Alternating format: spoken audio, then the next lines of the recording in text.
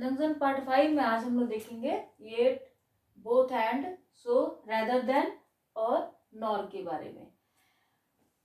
She was sick yet she decided to go to school. ठीक है, मतलब कि वो बीमार थी तो भी वो स्कूल गई, स्कूल जाने का निर्णय ली। ठीक है, येट, येट मतलब फिर भी या तो भी, है ना। She was sick yet she decided to go to school. वो बीमार थी फिर भी वो उसने डिसाइड किया स्कूल जाने के लिए। ठीक है, इट वॉज रेनिंग, बारिश हो रहा था, yet we organised a picnic. बारिश हो रहा था फिर भी हम लोगों ने पिकनिक ऑर्गेनाइज किया, तो भी हम लोगों ने एक पिकनिक ऑर्गेनाइज किया। Her heart was broken yet she responded with a smile.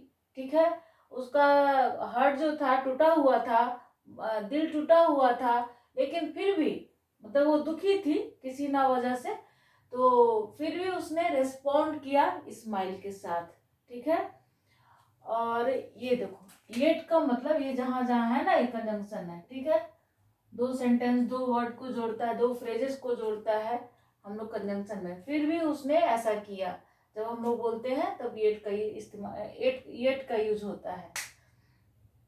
I don't like T, अब देखेंगे प्रेफर नहीं, नॉर के बारे में देखेंगे हम लोग। Actually nor, nor without neither nor देखेंगे, है ना। आई डोंट लाइक टी, मैं टी नहीं पसंद करता हूँ, और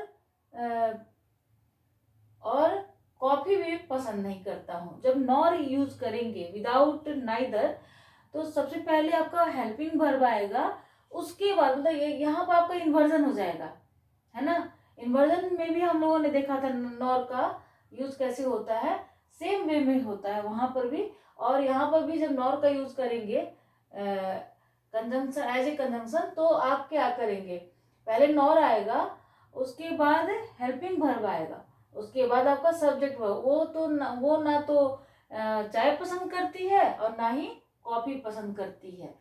तो जब नॉर के बाद आपका हेल्पिंग वर्ब हुआ, क्योंकि आपका डू इसलिए आया हेल्पिंग वर्ब, क्योंकि आपका ये जो प्रेजेंट इंडेफिनिट है, प्रेजेंट इंडेफिनिट में क्या होता है, डू डज, आपका हेल्पिंग वर्ब आता है ना। तो नॉर डू आएगा यहाँ पर हेल्पिंग वर्ब। ठीक है, ही डजंट लाइक सिंगिंग, वो गाना गाना पसंद नहीं करती है। Nor does he like dancing, ना ही वो नृत्य पसंद करती है, नाचना पसंद करती है। तो देखो डज आया ना, क्योंकि यहाँ पर ही के लिए आया है, ना ही वो डांस पसंद करता है। एक्चुअली बॉय के लिए ही आया है ना।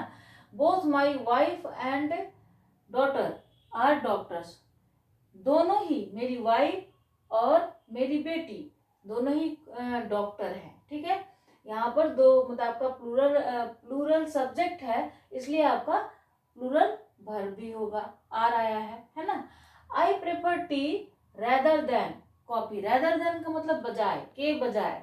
ठीक है, I prefer tea rather than coffee, मैं कॉफी के बजाय टी पसंद करता हूँ। ठीक है, I enjoy reading rather than watching TV, मैं टीवी वॉच करने के बजाय पढ़ना पसंद करता हूँ, इंजॉय करता हूँ। ठीक है, पसंद करता हूँ। यहाँ पर आपका ये पढ़ना, ये क्या हो गया, जेरंड हो गया। जेरंड में हम लोग ने पढ़ा था, है ना। यहाँ पे एक तो वर्ब आया है और वर्ब के बाद ये वर्ब नहीं है, ये जेरंड है, एज ए नाउन आपका एक्ट कर रहा है यहाँ पर। ठीक है, दे, यहाँ पर एक्चुअली ये दे है।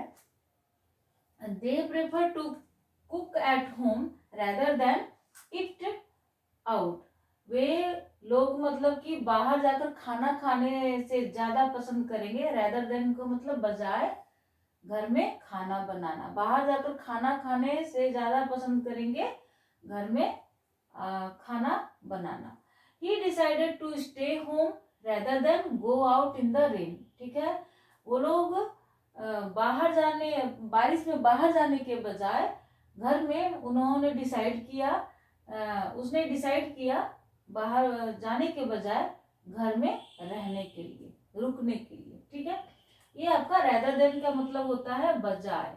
ठीक है, ये काम करने का अपेक्षा, ये करने के बजाय, इस तरह से हम लोग यूज करते हैं।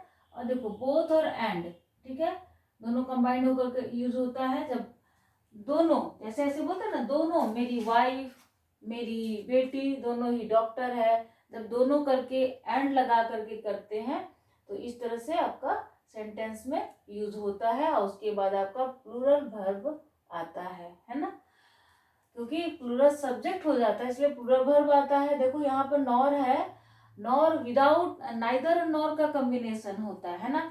यहाँ पर तो आप नाइदर की जगह पे डोंट लगा दिए, ठीक है, आई डोंट लाइक टी, ठीक है। तो उसके बाद नॉर जो आया, नॉर के बाद आपका हेल्पिंग वर्ब आएगा, उसके बाद सब्जेक्ट, ठीक है। ये नॉर का हो गया, है ना। येट का तो हो ही गया, येट मतलब फिर भी उसने ये डिसाइड किया या करती है, इस तरह से जो भी बोलते हैं ये हो गया, ठीक है। रैदर देन का अब देखेंगे सो।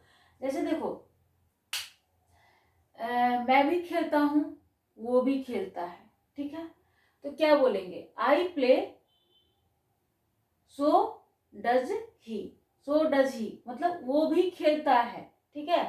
तो जब सो लगा करके हेल्पिंग वर्ब यूज करना रहता है, वो भी खेलता है और वो भी, इस तरह से जो बोलते हैं वो भी, मैं खेलता हूँ वो भी खेलता है, मैं खाता हूँ वो भी खाता है, जब वो भी करके जो बात बोलते हैं तो वहां पर सो लगा करके जो भी आपका हेल्पिंग वर्ब होगा according to sentence, helping verb जो होगा और सब्जेक्ट के अकॉर्डिंग वो आपका आएगा। उसके बाद सब्जेक्ट आएगा।